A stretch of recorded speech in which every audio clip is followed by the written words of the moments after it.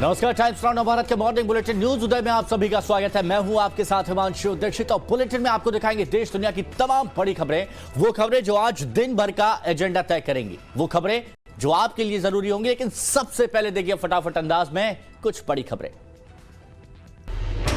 विपक्ष का सबसे बड़ा चेहरा बनने की कोशिश करती दिख रही ममता बनर्जी ने कांग्रेस पर ही निशाना साधना शुरू कर दिया है। मुंबई में शरद पवार से मुलाकात के बाद ममता ने कहा कि यूपीए अब कोई गठबंधन नहीं है, ये खत्म हो चुका है। इससे पहले ममता बनर्जी ने बिना राहुल गांधी का नाम लिए कहा कि अगर कोई कुछ करता नहीं है, विदेश में रहता है तो कैसे चलेगा।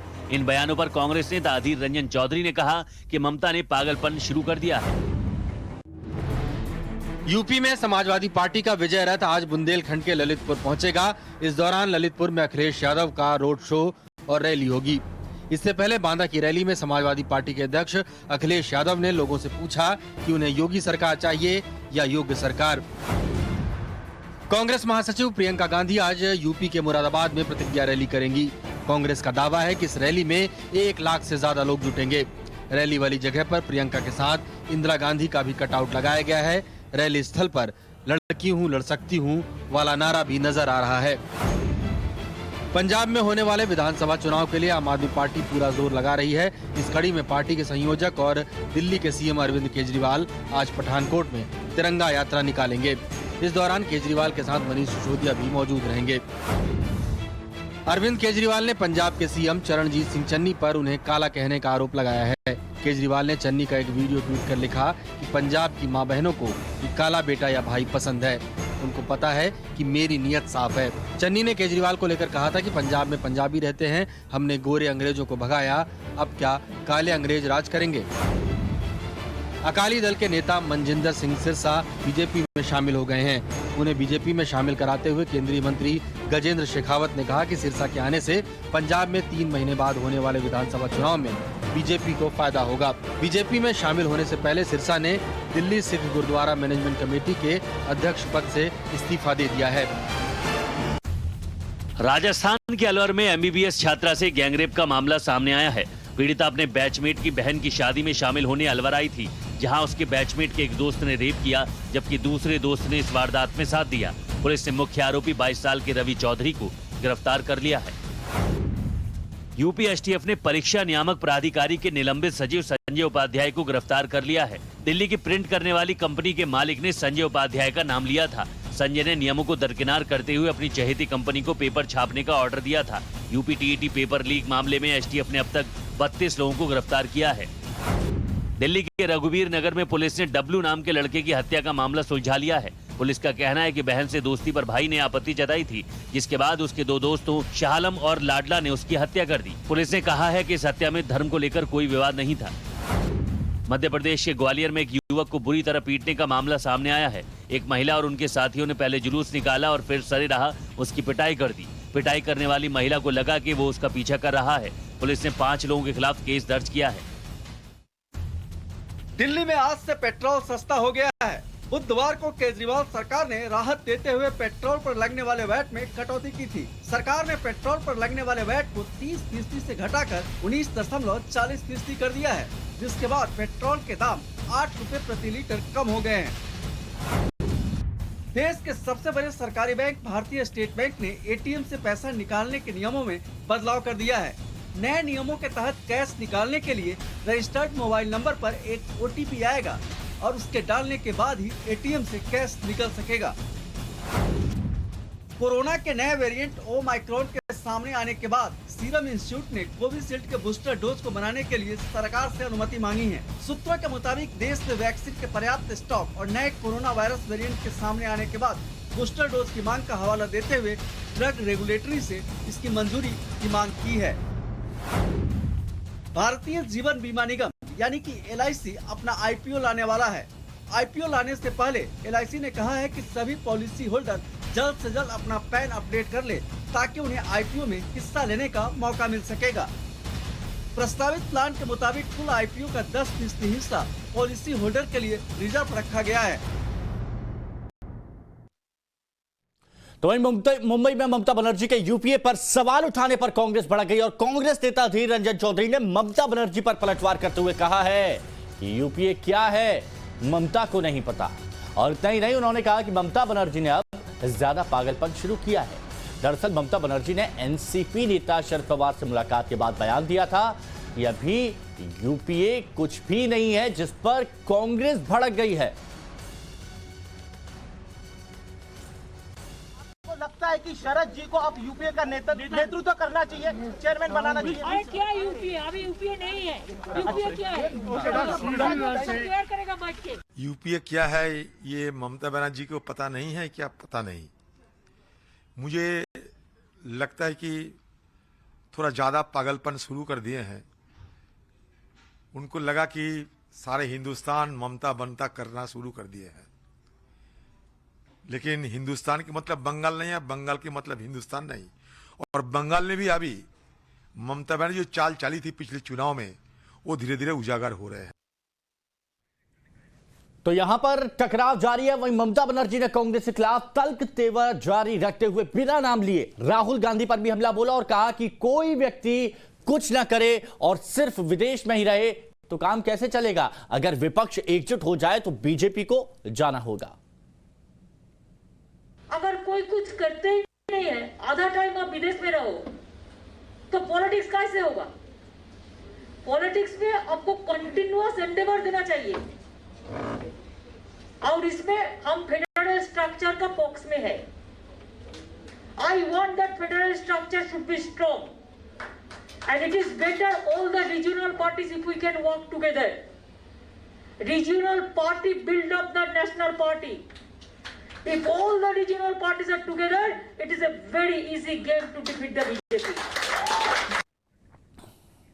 बात जम्मू कश्मीर की करेंगे। जम्मू कश्मीर में आतंकी लगातार सुरक्षा बलों और पुलिस के जवानों को अपना निशाना बना रहे हैं। श्रीनगर के डाउनटाउन इलाके राजौरी कंदल में आतंकियों ने ट्रैफिक पुलिसकर्मी पर अचानक हमला कर दिया।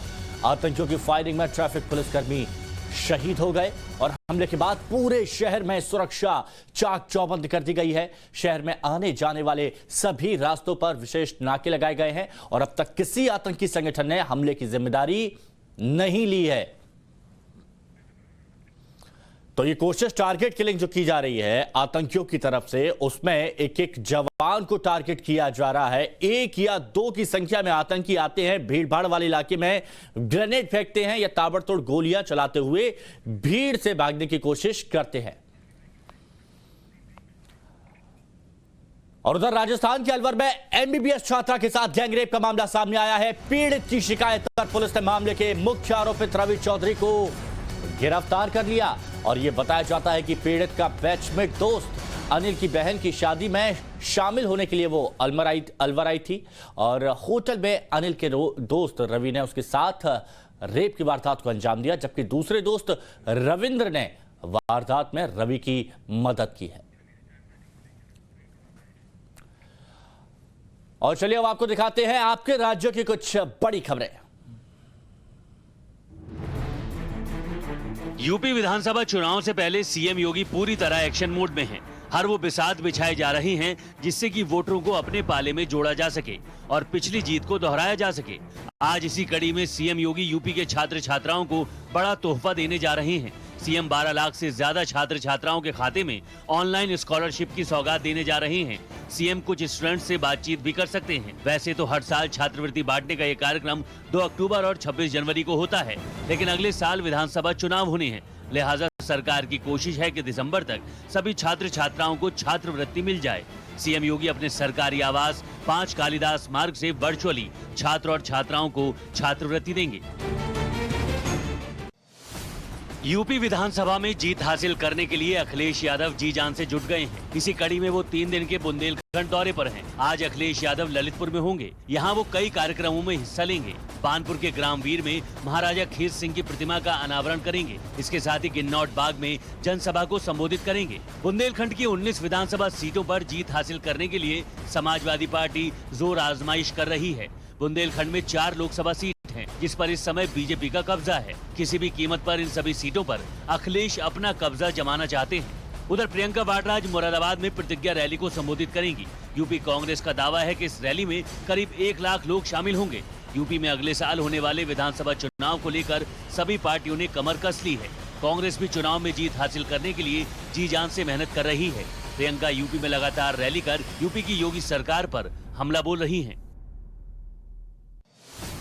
पंजाब में आम आदमी पार्टी की पकड़ मजबूत बनाने के लिए केजरीवाल जमकर पसीना बहा रहे हैं। पार्टी आज पठानकोट में तिरंगा यात्रा निकालने जा रही है। शहीद भगत सिंह चौक से तिरंगा यात्रा शुरू होगी, जिसमें दिल्ली के डिप्टी सीएम मनीष सिसोदिया भी शामिल होंगे। केजरीवाल आज पंजाब और पंजाबियों को चौथी गारंटी भी देंगे। इससे पहले केजरीवाल पंजाब में आपकी सरकार बनने पर 3 गारंटी पहले ही दे चुके हैं। वहीं पंजाब के सीएम चरणजीत सिंह चन्नी के काले अंग्रेज वाले बयान पर केजरीवाल ने पलटवार किया है। केजरीवाल ने कहा है कि काले हैं तो क्या हुआ, हमारी नीयत साफ है। उधर हरियाणा के मंत्री अनिल विज ने केजरीवाल को पॉलिटिकल आर्टिस्ट बताया है। उन्होंने कहा है कि जनता केजरीवाल के बहरूपीय चरित्र से वाकिफ है।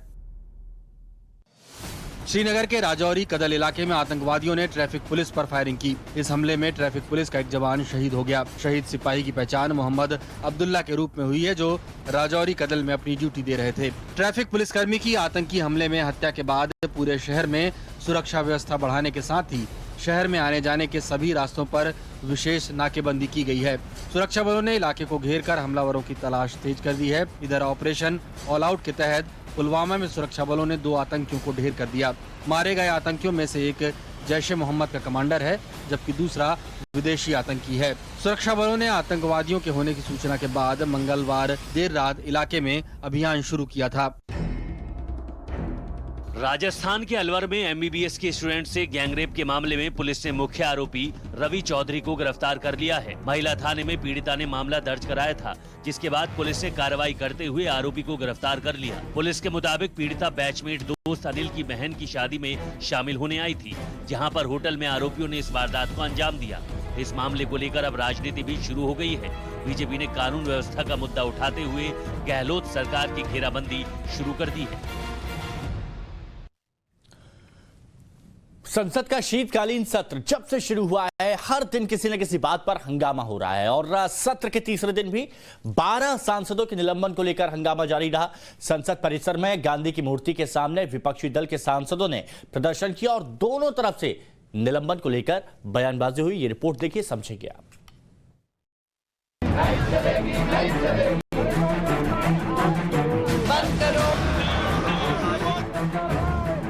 शीतकालीन सत्र के तीसरे दिन भी संसद में काम कम हुआ, बवाल ज्यादा।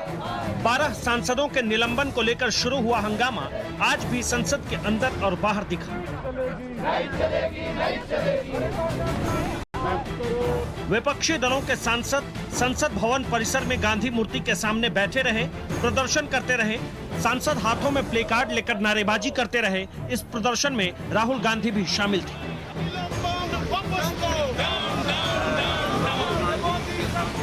सांसदों के निलंबन पर सरकार चाहती है कि वो सभी सांसद माफी मांग लें, जबकि विपक्ष इस मसले पर किसी भी तरह से तैयार नहीं है।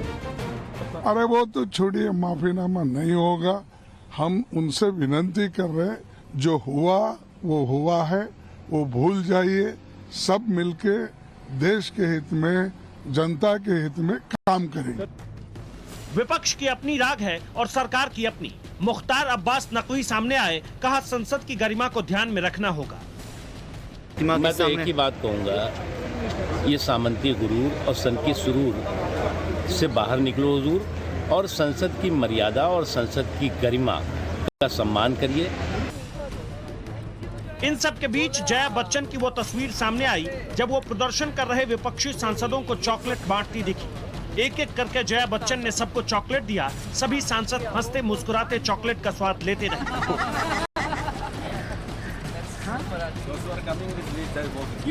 चॉकलेट की मिठास और सरकार से खटास के बीच शीतकालीन सत्र के 3 दिन बीत चुके हैं। पहले दिन कृषि कानून की वापसी और निलंबन को लेकर बवाल हुआ। दूसरे दिन सांसदों के निलंबन को लेकर हंगामा होता रहा और तीसरे दिन भी सरकार और विपक्ष की इस बात पर बनी नहीं। अब आखिर में सवाल यही है कि इस सत्र में जितने भी दिन बचे हैं, उन दिनों में सदन के भीतर कोई जरूरी बात होगी या फिर ऐसे ही एक एक करके दिन कट जाएंगे और जरूरी मुद्दे वैसे ही रखे रह जाएंगे।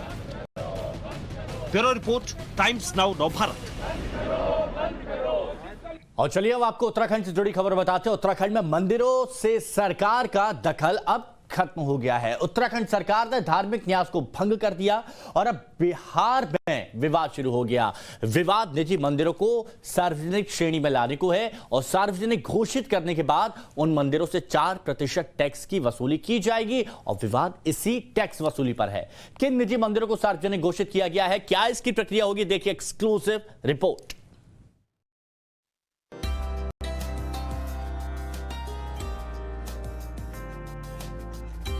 यह मंदिर बिहार की राजधानी पटना में है। यह निजी मंदिर है, यानी इस मंदिर पर सरकार का कोई दखल नहीं है। पूरे बिहार में इस तरह के करीब 10,000 मंदिर है। मंदिर मालिकों और भक्तों के लिए बुरी खबर यह है कि इन मंदिरों पर अब सरकारी दखल शुरू हो रहा है। दरअसल बिहार के ऐसे निजी मंदिरों से सरकार टैक्स वसूलने जा रही है, जिसमें बाहर के लोग भी पूजा पाठ करते हैं। परिषद शुल्क लेती है अपने जो भी है, जो मंदिर की सुरक्षा के लिए कदम उठाए जाते हैं, एडवोकेट हैं या उसके जीर्णोद्धार के लिए जाते हैं, या परिषद का है जो खर्च होता है, एस्टेब्लिशमेंट खर्च है, ये सब है, उसके लिए वो परिषद शुल्क लेती है। ये बिहार धार्मिक न्यास बोर्ड का फैसला है कि 4% टैक्स वसूल किया जाएगा। बिहार धार्मिक न्यास बोर्ड के मुताबिक निजी मंदिर में घर वालों के अलावा अगर बाहरी लोग पूजा पाठ करने आते हैं तो वो निजी नहीं, सार्वजनिक मंदिर की श्रेणी में आएगा। भले ही मंदिर किसी व्यक्ति के घर की 4 दीवारी के अंदर ही क्यों ना हो, ऐसे मंदिरों को सार्वजनिक मंदिर माना जाएगा, जिसका मंदिर मालिक को रजिस्ट्रेशन कराना होगा और रजिस्ट्रेशन के बाद धार्मिक न्यास बोर्ड उन मंदिरों से 4% टैक्स वसूल करेगा। यदि आप उसको रजिस्टर्ड कराते हो तो वहाँ के संतों को संरक्षण देना होगा। क्या तमाशा है, आप एक तरफ मुसलमानों को नमाज पढ़ने के लिए तनख्वाह देंगे और दूसरी तरफ हिंदुओं के मंदिर से टैक्स लेंगे।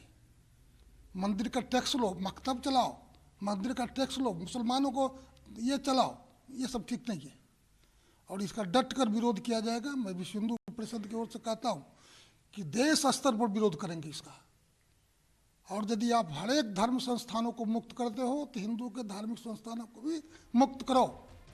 मंदिर पटना का हो या मुजफ्फरपुर का, सरकार के इस फैसले पर सवाल उठ रहे हैं। न्यास का यह फैसला क्या धार्मिक अधिकारों का हनन नहीं है? क्या संविधान के अनुच्छेद 26 का उल्लंघन नहीं है? सरकार को मंदिरों से क्यों चाहिए 4% टैक्स? मंदिर के पुजारी परशुराम प्रसाद हों, मनियारी की रहने वाली छटिया देवी हों या फिर आम नागरिक शुभम कुमार झा, मंदिरों पर लगाए जाने वाले सरकारी टैक्स पर एक ही प्रतिक्रिया दे रहे हैं। यह निर्णय गलत है, सरकार को इस पर विचार करना चाहिए। ये उत्तराखंड में विरोध हुआ है तो उसका नियम को वापस लिया गया है। यहाँ के बिहार का सरकार कमजोर है, हिंदू जाग नहीं रहा है, इसके खिलाफ हम लोग भी प्रदर्शन करेंगे। ऐसा तो नहीं होना चाहिए। मंदिर तो गांव समाज के लोग चंदा काट के बनाता है, इस पर कौन प्रावधान हो गया चंदा काट के मंदिर पर जो टैक्स लगेगा? ऐसा होता है। यह मुजफ्फरपुर के मनियारी का दुर्गा मंदिर है, जिसके महंत वीरेंद्र भूषण हैं। वो कहते हैं कि सरकार को 4% टैक्स देने के बाद मंदिरों का रखरखाव कैसे होगा? तो सब चंदा वसूल कर दिया जाता है ना, चंदा पर आधारित सारा व्यवस्था है इसका। यहाँ पर कोई आमदनी नहीं है। छोटा जो भी मंदिर है, हमको लगता है कहीं भी छोटा मंदिर में कोई आमदनी नहीं है कि नहीं? इसलिए सारा चंदे पर, सब जगह छोटा मंदिर में सब जगह चंदे पर आधारित है। इसलिए सरकार को इस पर पुनर्विचार करना चाहिए। बिहार धार्मिक न्यास बोर्ड के तहत 4,602 निजी मंदिर रजिस्टर्ड हैं। अब बोर्ड ने बाकी बचे करीब 10,000 मंदिरों से रजिस्ट्रेशन कराने को कहा है, ताकि उन 10,000 मंदिरों से 4% का टैक्स वसूला जा सके। न्यास के इस फैसले से आम नागरिक परेशान हैं, तो इस मुद्दे ने अब सियासी लोगों को सियासत का मौका भी दे दिया है। लिस्ट मांग लिए हो ठीक है, लेकिन हमारा ये मानना है कि इस तरह का काम नहीं होना चाहिए। इस तरह से पब्लिक जो धार्मिक लोग हैं उनके दिल पे आघात होगा कि इसमें भी जो हम चढ़ावा चढ़ाते उसमें टैक्स लग रहा है, तो ये गलत परंपरा का शुरुआत हो जाएगा। ये नहीं होना चाहिए। ये एक बड़ा बेहतरीन पहल है, लेकिन हमको लगता है इसकी व्यापकता पर एक बार विचार करना चाहिए और मंदिर, मस्जिद, गुरुद्वारा सबको, चर्चों को सब कुछ के दायरे में लाना चाहिए। ये धार्मिक न्यास परिषद का डिसीजन है और ये पहले से चला आ रहा है, कोई आज नया नहीं आया है। लेकिन जो लोग आरोप लगा रहे हैं वो लोग छद्म धर्मनिरपेक्षता के प्रतीक हैं और ये सूडो सेकुलरिज्म की जो परिभाषा वो देते हैं उस पर उनको विचार करना चाहिए कि उनके सरकार के समय क्या था। हटाएं तो चले, ना हटाएं तो मरे। तो मतलब केवल समय के अनुसार अपनी परिभाषा को बदलना कहीं से न्यायोचित नहीं है। विपक्ष की प्रतिक्रिया मिलीजुली है। धार्मिक न्यास बोर्ड के फैसले को सही बता रहे हैं और सरकार की इस पर खिंचाई भी कर रहे हैं। न्यास बोर्ड को कोई अधिकार नहीं है कि आप पूजा करें, हम पूजा करें, मंदिरों में टैक्स लगाएं। 4% टैक्स लगेगा। क्या यहाँ पे हिटलर सही का राज हो गया? कल को आप बोलिएगा कि जहाँ भी आप घर में भी पूजा करो वहाँ भी टैक्स लगेगा। तो ये तो आज केंद्र सरकार को सोचना होगा, बिहार सरकार को सोचना होगा, हर एक राज्य के सरकार को सोचना है कि न्यास बोर्ड अब पूजा पर टैक्स मांग रही है। इससे शर्मनाक बात क्या हो सकता है देश की जनता के लिए? अपना देश सेकुलर इंडिया है। मंदिर मस्जिद पर सरकार की निगरानी नहीं होनी चाहिए। इसमें अंदेशा इस बात का है कि इस बहाने से सरकार धार्मिक काम में हिस्सेदार बनना चाहती है। ये कहीं से भी उचित नहीं है। बिहार धार्मिक न्यास बोर्ड के इस फैसले के पीछे एक खास वजह है। दरअसल बिहार में कई ऐसे मंदिर हैं जहां सालाना लाखों रुपए का चढ़ावा आता है, लेकिन रजिस्ट्रेशन नहीं होने के कारण वो धार्मिक न्यास बोर्ड से स्वतंत्र हैं। अब रजिस्ट्रेशन करवाने के बाद इन सभी को टैक्स देना जरूरी होगा। पटना से Saket Singh, Times Now, Navbharat. News Uday में वक्त हो चला एक छोटे से ब्रेक का। जल्द हाजिर होंगे, कहीं मत जाइएगा।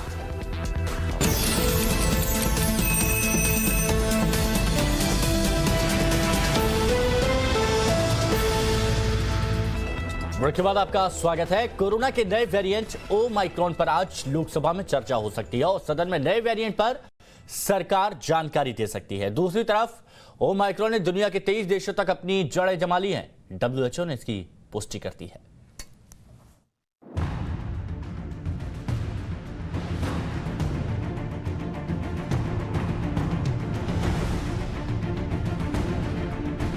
सात दिन 23 देश।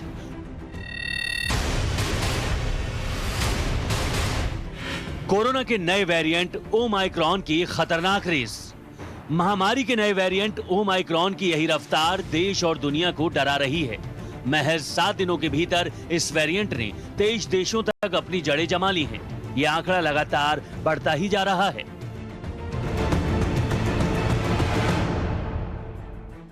विश्व स्वास्थ्य संगठन यानी WHO ने ओमाइक्रॉन के 23 देशों तक पहुंचने की पुष्टि कर दी है।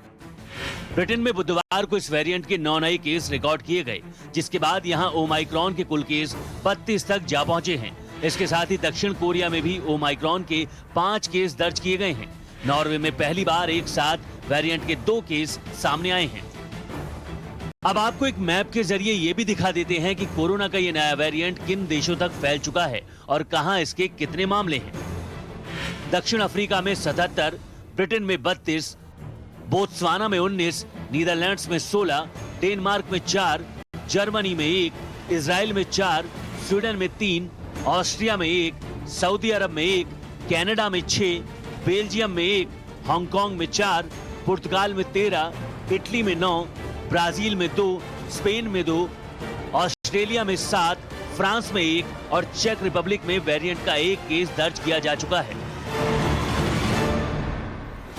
ओमाइक्रॉन को लेकर सरकार भी पूरी तरह सतर्क है। एयरपोर्ट पर लगातार विदेश से आने वाले यात्रियों की निगरानी हो रही है। जानकारी के मुताबिक अब तक देश में एट रिस्क वाले देशों से 11 इंटरनेशनल फ्लाइट लैंड की हैं। इनमें से 3,476 लोगों का कोविड टेस्ट कराया गया है, जिनमें से 6 लोग कोरोना पॉजिटिव निकले हैं। 15 दिसंबर से इंटरनेशनल फ्लाइट्स चालू करने के फैसले को भी रद्द कर दिया गया है। अब इन सभी सैंपल्स को जीनोम सीक्वेंसिंग के लिए भेजा जाएगा। जीनोम के जरिए इस बात की पुष्टि हो जाएगी कि ये लोग कोविड के किस वेरिएंट से संक्रमित हैं।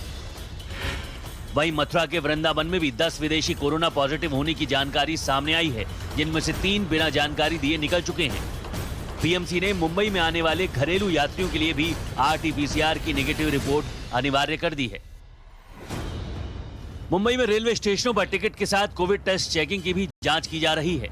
नए वेरिएंट के खतरे के बीच सीरम इंस्टीट्यूट ने बूस्टर डोज के लिए DGCI से परमिशन मांगी है। सीरम इंस्टीट्यूट ऑफ इंडिया ने देश में वैक्सीन के पर्याप्त स्टॉक और कोरोना वायरस के नए वेरिएंट को देखते हुए कोविशील्ड के बूस्टर डोज के लिए भारत के ड्रग रेगुलेटर की मंजूरी मांगी है।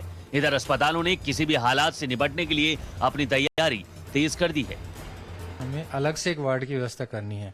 तो अभी हमने 40 बेड की सेपरेट व्यवस्था की है और हमने इसके साथ साथ जो आईसीयू है, यदि कोई पेशेंट सिक होता है और उसको आईसीयू की आवश्यकता होती है, अलग से आईसीयू बेड्स भी हमारे पास काफ़ी सारे कोविड के लिए अवेलेबल हैं।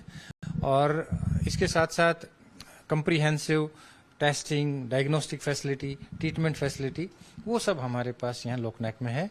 और हमने अलग से जो हमारे हेल्थ केयर वर्कर हैं उनको अलग से हम ट्रेनिंग भी दे रहे हैं कि how to handle such cases. Countries में बूस्टर डोज वेस्टर्न वर्ल्ड में, अमेरिका में, यूरोप में दे रहे हैं, पर हेल्थ केयर वर्कर्स के लिए अलग से, क्योंकि रिस्क ज़्यादा है, तो अभी जो एक्सपर्ट ग्रुप है वो निर्धारित करेगा, वो इसमें डिटेल गाइडलाइन अभी जो आएंगी उसको हम फॉलो करेंगे।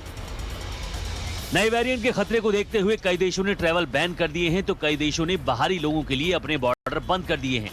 केंद्र सरकार भी लगातार हालात पर नजर बनाए हुए है और नए वेरिएंट के खतरे से निपटने के लिए पुख्ता तैयारियों में जुट गई है। दिल्ली से हर्षा चंदवानी के साथ bureau report, times Now, Navbharat. Omicron को लेकर राज्य सरकारों ने अलग अलग रणनीति बनाई है, जिसमें एयरपोर्ट पर विदेश से आ रहे यात्रियों का कोविड टेस्ट अनिवार्य है। इन नियमों का रियलिटी चेक जानने के लिए देश के 2 बड़े एयरपोर्ट पर हमारे रिपोर्टर्स पहुंचे, लेकिन वहां जाकर जो उन्होंने देखा और जो उन्हें पता चला, उससे ओमिक्रॉन को हिंदुस्तान में आने से रोकना बेहद ही मुश्किल हो जाएगा। सबका तो नहीं किया, लेकिन हमारा नहीं किया, मुझे और दूसरे लोगों का नहीं मालूम, लेकिन नहीं हुआ है दुबई में आते वक्त। Very dependent on us because we have already done the COVID testing back in international arrival. That is the reason. No quarantine, no COVID test, nothing.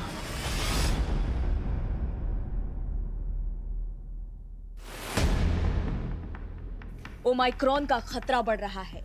पूरी दुनिया कोरोना के नए वेरिएंट की दहशत में है। कई देशों में इस वेरिएंट के मरीज तेजी से बढ़ रहे हैं। कोरोना की तीसरी लहर का डर भी काफी बढ़ गया है। हिंदुस्तान में अभी तो ओमिक्रॉन का कोई केस सामने नहीं आया है, लेकिन जिस तरह से नियमों की धज्जियां उड़ाई जा रही हैं, उससे ओमिक्रॉन को हिंदुस्तान में आने से रोक पाना मुश्किल हो जाएगा। ओमिक्रॉन के खिलाफ जंग में बेंगलुरु सरकार ने रणनीति बनाई है कि विदेश से आने वाले हर यात्री का एयरपोर्ट पर कोविड टेस्ट किया जाएगा। सरकार ने नियम बना दिए, लेकिन इन नियमों का पालन हो रहा है या नहीं, ये जानने के लिए टाइम्स नाउ नवभारत के संवाददाता दीपक बेंगलुरु एयरपोर्ट पहुंचे, जहां दुबई से आए कई यात्री उन्हें मिले, जिन्होंने साफ कहा कि दुबई में तो हमारा कोविड टेस्ट हुआ, लेकिन बेंगलुरु में उनका कोई कोविड टेस्ट नहीं हुआ। बस दुबई की रिपोर्ट के आधार पर उन्हें एयरपोर्ट से बाहर जाने दिया। The swab test is not, I mean, like, I've been heard, like, I have to come back and I have to do a swab test again over here. I think they have been, like, very dependent on us because we have already done the COVID testing back in international arrival. That is the reason.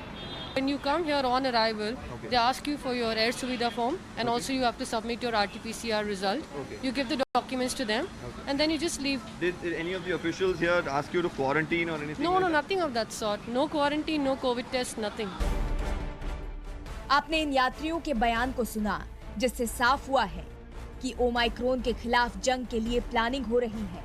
नियम भी बनाए जा रहे हैं, लेकिन ground पर उन्हें लागू नहीं किया जा रहा। तो ऐसे में आप खुद सोचिए कि कैसे हिंदुस्तान ओमिक्रॉन से बचेगा। वैसे ढिलाई विदेश से आए यात्रियों के लिए ही नहीं, डोमेस्टिक यात्रियों के लिए भी कोई रूल फॉलो नहीं किया जा रहा है। न उनसे वैक्सीनेशन का अपडेट लिया जा रहा है और ना ही कोविड वैक्सीनेशन का सर्टिफिकेट देखा जा रहा है। No, they didn't check for RT-PCR or the COVID certificates. Okay. At the airports, yeah. They didn't ask us for our vaccination status or any tests or anything like that. अभी तो हमने आपको Bengaluru airport का हाल दिखाया। अब देश की राजधानी दिल्ली की बात करते हैं, जहां हजारों की संख्या में विदेशी नागरिक आते हैं, जो यात्री ट्रैवल के लिए एयरपोर्ट के अंदर जा रहे हैं। उनकी तो जांच हो रही है, लेकिन यहाँ भी विदेश से आ रहे यात्रियों का कोई कोविड टेस्ट नहीं किया जा रहा। आप भी सुनिए दुबई से आए एक यात्री का बयान। सबका तो नहीं किया, लेकिन हमारा नहीं किया, मुझे और दूसरे लोगों का नहीं मालूम, लेकिन नहीं हुआ है दुबई में आते वक्त। यहाँ पे नहीं हुआ है, यहाँ पर नहीं हुआ है। देश के 2 बड़े एयरपोर्ट्स का हाल हमने आपको दिखाया कि कैसे केंद्र सरकार और राज्य सरकारों ने ओमाइक्रॉन के खतरे को देखते हुए आदेश तो जारी कर दिया है, लेकिन इसे लागू अब तक नहीं किया गया है। और अगर ऐसे ही नियमों को नजरअंदाज किया गया तो फिर ओमाइक्रॉन से बचाव बेहद मुश्किल हो जाएगा। Bureau report, times now of Bharat. वहीं दिल्ली के मुख्यमंत्री अरविंद केजरीवाल पंजाब में अपनी पूरी ताकत झोंकने में लगे हुए हैं और आज केजरीवाल पंजाब के पठानकोट में तिरंगा यात्रा निकालने जा रहे हैं और इस यात्रा में दिल्ली के उप मुख्यमंत्री मनीष सिसोदिया भी उनके साथ शामिल होंगे और कोशिश यही है कि पंजाब में आम आदमी पार्टी दस्तक दे मजबूती के साथ।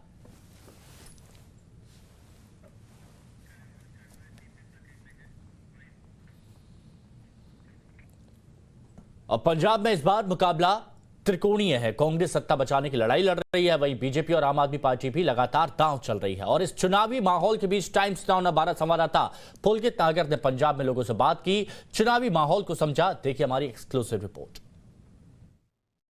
चल चल रे मुसाफिर चल रे, इस दुनिया के रंग में चल रे। कौन साधु कौन खिलौना, कौन खेलता खेल यहाँ, सब मोह माया जाल है बंदे, रंग बिरंगे मेल यहाँ। क्या पाया क्या खोया तूने, ना उलझा अपनी जान रे। चल चल रे मुसाफिर चल रे, इस दुनिया के रंग में चल रे। सच ही है, पंजाब में चुनावी रंग सिर चढ़कर बोल रहा है। नेता सियासी दांव पर दांव चल रहे हैं, जनता परख रही है, भांप रही है कौन कितने पानी में है। चल चल रे मुसाफिर चल रे, इस दुनिया के रंग में चल रे। कौन साधु कौन खिलौना, कौन खेलता खेल यहाँ, सब मोह माया जाल है बंदे, रंग बिरंगे मेल यहाँ। क्या पाया क्या खोया तूने, ना उलझा अपनी जान रे। चल चल रे मुसाफिर चल रे, इस दुनिया के रंग में चल रे। युवा क्या सोच रहा है, किसानों ने इस बार क्या मन बनाया, महिलाओं के मन में क्या है, हमारे संवाददाता पुलकित नागर ने लोगों के बीच पहुंचकर नब्ज टटोला। सबसे पहले बात पंजाब के 24% युवाओं की सवाल रोजगार का है।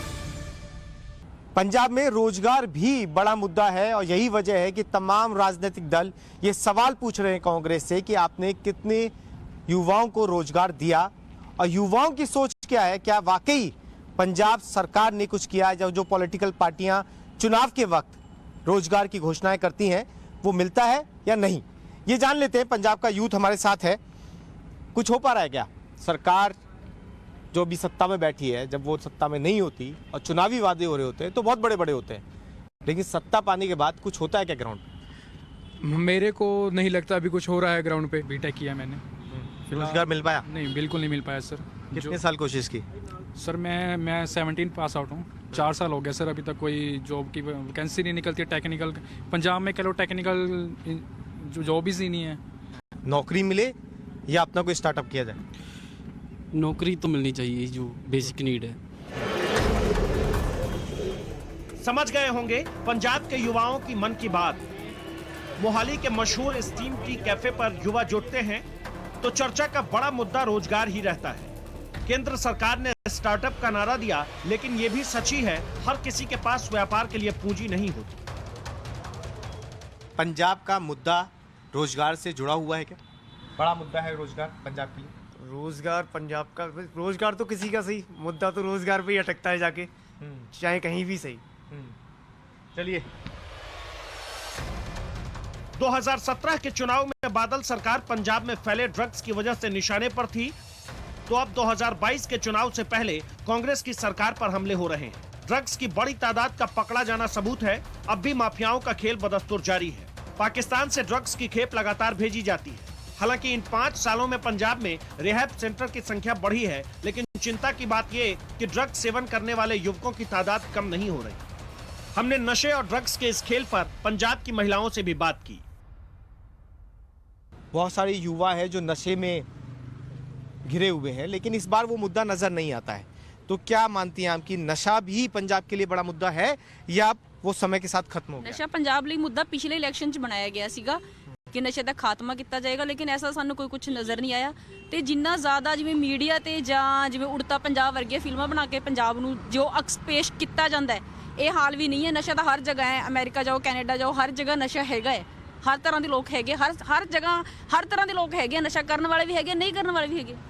नशा देखो सर बंद तो नहीं हुआ है, इस बार मुद्दा नहीं बना, पता नहीं क्यों बना। इस बात पे मुद्दा बनना चाहिए कि मुद्दा क्यों नहीं बनाया गया। नशा है, लड़कियां भी करती हैं, लड़के भी करते हैं, पर नशा उसकी क्यों शॉप्स में क्यों आती है, शॉप्स बंद क्यों नहीं की जाती? क्योंकि सरकार को अर्निंग होती है। नशा तो है ही है, बहुत ज़्यादा है नशा। आपको लगता है कि चुनावी मुद्दा होना चाहिए? हाँ बिल्कुल होना चाहिए। पंजाब की सत्ता में वापसी के लिए गोल बंद है तो आम आदमी पार्टी इस बार 2017 की हार का कसर चुकता करने के मूड में है। केजरीवाल ने दिल्ली में जो किया उसी डोर को पकड़े हुए पंजाब की सत्ता में काबिज होना चाहते हैं। वादा किया सत्ता में आए तो हर महिला को 1000 रुपए प्रतिमाह देंगे। सुनिए इस वादे पर पंजाब की महिलाएं क्या कहती हैं। अरविंद केजरीवाल कह रहे हैं कि आप लोगों को 1000 रुपये महीना दिया जाएगा। अगर घर के अंदर 4 महिलाएं हैं तो 4000 रुपये महीना आपको मिल जाएगा। कोई बुजुर्ग महिला है तो वो अपनी बेटी को कुछ दे पाएगी, कोई महिला जिसके बच्चे स्कूल में पढ़ते हैं तो वो अपने बच्चों के लिए कुछ कर पाएगी। ये पंजाब की राजनीति में गेम चेंजर साबित हो सकता है क्या? नहीं, ਅਸੀਂ ਇਸ ਗੱਲ ਨੂੰ ਨਹੀਂ ਪਸੰਦ ਕਰਦੇ। ਅਸੀਂ ਨਹੀਂ ਚਾਹੁੰਦੇ ਕਿ ਕਿਸੇ ਨੂੰ ਬੈਠੇ ਬਿਠਾਏ 1000 ਰੁਪਏ 2000 ਜਾਂ 5000 ਮਿਲਣ। ਅਸੀਂ ਚਾਹੁੰਦੇ ਹਾਂ ਉਸ ਨੂੰ ਆਪਣੀ ਆਤਮ ਨਿਰਭਰਤਾ ਲਈ ਉਹਨੂੰ ਰੁਜ਼ਗਾਰ ਦਾ ਪ੍ਰਬੰਧ ਹੋਵੇ ਹਰ ਕਿਸੇ ਲਈ। आप कैसे सोचते हैं? यही बात है, रोजगार मिलना चाहिए महिलाओं को। महंगाई अपने डिपेंड होनी चाहिए। महंगाई दी मार। लेकिन जो महिला बुजुर्ग है, हाँ जो महिला बुजुर्ग है अब वो नौकरी में नहीं है, वो अपने घर में के लिए हो सकता है, ओल्ड एज के लिए ठीक है, बट यंग के लिए नहीं। जो 18 साल से ऊपर के हैं, कॉलेज में जा रहे हैं, उनके लिए उनको रोजगार देना चाहिए। वो अपने आप ही डिपेंड होनी चाहिए। आप किस तरीके से देखते हैं? सर सरकार ने बोल दिया कि 1000 रुपीज देंगे महिलाओं। सरकार ने नहीं, ये पॉलिटिकल पार्टियां बोल रही हैं और आम आदमी पार्टी बोल रही है। पर आज तक दिखा नहीं किसी गरीब को मिला हो। जो फायदा हो रहा है, जो बेनिफिट हो रहा है, वो अमीर ले जा रहे हैं, जैसा हमें आम जनता को देखने को मिलता है। कह रहे हैं कि हम 1000 रुपये महीना देंगे। बुजुर्गों को पेंशन दे रहे हैं ना, पेंशन बढ़ा दे। और जो बाकी यंगस्टर्स हैं या हमारी एज के हैं, अब देख लो कितना संघर्ष हो रहा है, रेगुलर नौकरियां निकाले। महिलाओं के लिए मुद्दा सुरक्षा है, महंगाई है, रोजगार है, तो युवाओं के लिए रोजगार सबसे बड़ा मुद्दा है। लेकिन पंजाब जिंदा दिली का नाम है। युवा परेशान तो हैं लेकिन मायूस नहीं। मेरी जमीन अफसोस नहीं, जो तेरे लिए सो दर्द सहे। फीका न पड़े कभी रंग तेरा, जिस्मों से निकल के खून कहे। तेरी मिट्टी में मिल जावा गुल बन के, मैं खिल जावा, इतनी सी है दिल की आरज़ू।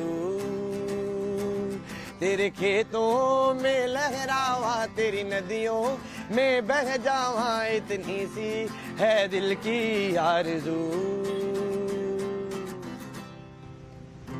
युवा खुश रहता है पंजाब का? जी बहुत। चाहे चुनाव हो, चाहे कैसा ही माहौल हो, सिर्फ खुश रहना है। जी खुश रहना है, और खुश रहेंगे तभी हम बढ़ पाएंगे आगे। पंजाब के लिए भी हम दे पाएंगे। चल चल रे मुसाफिर चल रे, इस दुनिया के रंग में चल रे। कौन साधु कौन खिलौना, कौन खेलता खेल यहाँ, सब मोह माया जाल है बंदे, रंग बिरंगे मेल यहाँ। क्या पाया क्या खोया तूने, ना उलझा अपनी जान रे। चल चल रे मुसाफिर चल रे, इस दुनिया के रंग में चल रे। चल चल रे मुसाफिर चल रे, एक पंजाब ऐसा भी। आज दीजिए इजाजत मेरे कैमरा पर्सन विमल और मुझे। बाकी खबरों के लिए देखते रहिए टाइम्स नाउ नवभारत। के रंग में चल रे। चलिए अब आपको फटाफट अंदाज में दिखाते हैं कुछ बड़ी खबरें। विपक्ष का सबसे बड़ा चेहरा बनने की कोशिश करती दिख रही ममता बनर्जी ने कांग्रेस पर ही निशाना साधना शुरू कर दिया है। मुंबई में शरद पवार से मुलाकात के बाद ममता ने कहा कि यूपीए अब कोई गठबंधन नहीं है, ये खत्म हो चुका है। इससे पहले ममता बनर्जी ने बिना राहुल गांधी का नाम लिए कहा कि अगर कोई कुछ करता नहीं है, विदेश में रहता है, तो कैसे चलेगा।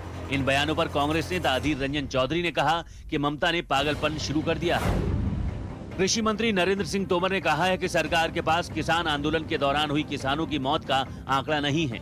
लोकसभा में सरकार से इस बारे में सवाल पूछा गया था, जिसका लिखित जवाब देते हुए कृषि मंत्री ने कहा कि जब मौत का आंकड़ा ही नहीं है तो मुआवजे का सवाल ही नहीं उठता। वहीं कांग्रेस ने मांग की है कि मारे गए किसानों को 5-5 करोड़ का मुआवजा दिया जाए। यूपी चुनाव से पहले बीजेपी मथुरा के मुद्दे को हवा दे रही है। सूबे के उप मुख्यमंत्री केशव प्रसाद मौर्य ने ट्वीट किया है कि अयोध्या काशी भव्य मंदिर निर्माण जारी है, मथुरा की तैयारी है। मौर्य का ये ट्वीट ऐसे समय में आया है जब मथुरा में 6 दिसंबर को हिंदू संगठन मस्जिद के अंदर लड्डू गोपाल का जलाभिषेक करना चाहते हैं। हालांकि प्रशासन ने इसकी इजाजत नहीं दी है।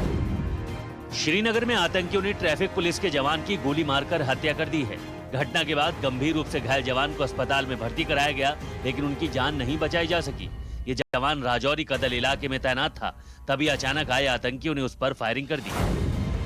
15 दिसंबर से इंटरनेशनल फ्लाइट शुरू करने के फैसले को टाल दिया गया है। ये फैसला कोरोना के नए वेरिएंट ओमाइक्रॉन को ध्यान में रखते हुए किया गया है। इससे पहले पीएम मोदी ने भी अधिकारियों से इंटरनेशनल फ्लाइट शुरू करने के फैसले की समीक्षा करने के लिए कहा था। यूपी में समाजवादी पार्टी का विजय रथ आज बुंदेलखंड के ललितपुर पहुंचेगा। इस दौरान ललितपुर में अखिलेश यादव का रोड शो और रैली होगी। इससे पहले बांदा की रैली में समाजवादी पार्टी के अध्यक्ष अखिलेश यादव ने लोगों से पूछा कि उन्हें योगी सरकार चाहिए या योग्य सरकार। कांग्रेस महासचिव प्रियंका गांधी आज यूपी के मुरादाबाद में प्रतिक्रिया रैली करेंगी। कांग्रेस का दावा है कि इस रैली में 1 लाख से ज्यादा लोग जुटेंगे। रैली वाली जगह पर प्रियंका के साथ इंदिरा गांधी का भी कटआउट लगाया गया है। रैली स्थल पर लड़की हूँ लड़ सकती हूँ वाला नारा भी नजर आ रहा है। पंजाब में होने वाले विधानसभा चुनाव के लिए आम आदमी पार्टी पूरा जोर लगा रही है। इस कड़ी में पार्टी के संयोजक और दिल्ली के सीएम अरविंद केजरीवाल आज पठानकोट में तिरंगा यात्रा निकालेंगे। इस दौरान केजरीवाल के साथ मनीष सिसोदिया भी मौजूद रहेंगे। अरविंद केजरीवाल ने पंजाब के सीएम चरणजीत सिंह चन्नी पर उन्हें काला कहने का आरोप लगाया है। केजरीवाल ने चन्नी का एक वीडियो ट्वीट कर लिखा कि पंजाब की मां बहनों को काला बेटा या भाई पसंद है। उनको पता है कि मेरी नीयत साफ है। चन्नी ने केजरीवाल को लेकर कहा था कि पंजाब में पंजाबी रहते हैं, हमने गोरे अंग्रेजों को भगाया, अब क्या काले अंग्रेज राज करेंगे। अकाली दल के नेता मनजिंदर सिंह सिरसा बीजेपी में शामिल हो गए हैं। उन्हें बीजेपी में शामिल कराते हुए केंद्रीय मंत्री गजेंद्र शेखावत ने कहा कि सिरसा के आने से पंजाब में 3 महीने बाद होने वाले विधानसभा चुनाव में बीजेपी को फायदा होगा। बीजेपी में शामिल होने से पहले सिरसा ने दिल्ली सिख गुरुद्वारा मैनेजमेंट कमेटी के अध्यक्ष पद से इस्तीफा दे दिया है। राजस्थान के अलवर में एमबीबीएस छात्रा से गैंगरेप का मामला सामने आया है। पीड़िता अपने बैचमेट की बहन की शादी में शामिल होने अलवर आई थी, जहां उसके बैचमेट के एक दोस्त ने रेप किया, जबकि दूसरे दोस्त ने इस वारदात में साथ दिया। पुलिस ने मुख्य आरोपी 22 साल के रवि चौधरी को गिरफ्तार कर लिया है। यूपी एसटीएफ ने परीक्षा नियामक प्राधिकारी के निलंबित सचिव संजय उपाध्याय को गिरफ्तार कर लिया है। दिल्ली की प्रिंट करने वाली कंपनी के मालिक ने संजय उपाध्याय का नाम लिया था। संजय ने नियमों को दरकिनार करते हुए अपनी चहेती कंपनी को पेपर छापने का ऑर्डर दिया था। यूपी टीईटी पेपर लीक मामले में एसटीएफ ने अब तक 32 लोगों को गिरफ्तार किया है। दिल्ली के रघुवीर नगर में पुलिस ने डब्लू नाम के लड़के की हत्या का मामला सुलझा लिया है। पुलिस का कहना है कि बहन से दोस्ती पर भाई ने आपत्ति जताई थी, जिसके बाद उसके 2 दोस्तों शाहलम और लाडला ने उसकी हत्या कर दी। पुलिस ने कहा है कि इस हत्या में धर्म को लेकर कोई विवाद नहीं था।